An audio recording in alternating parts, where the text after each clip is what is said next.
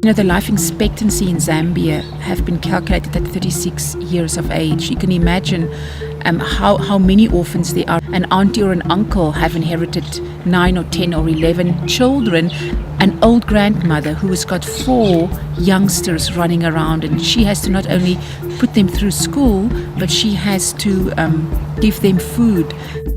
They say, no, we only ate yesterday once. At our home, we only eat once. When we eat once, the next meal will be tomorrow. There's no food. They come to school on empty bellies.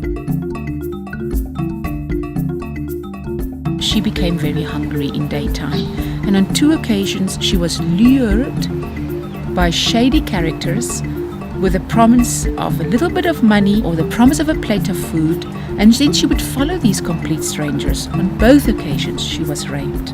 Girls or women end up with children whom they don't even know whom their fathers are, and therefore it's difficult for them to provide food.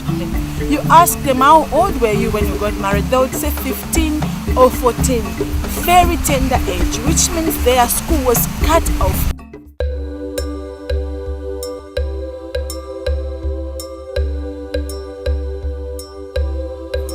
So we've seen that one of the ways in which we can help these children and to help in the community to introduce the feeding program at the school. We believe educating the child is educating the child as a whole.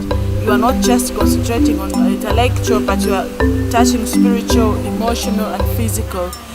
They're not just going to receive intellectual knowledge, but that we will give them a plate of food, and that will make them less vulnerable. We want to send them home knowing that they've had a nutritious meal.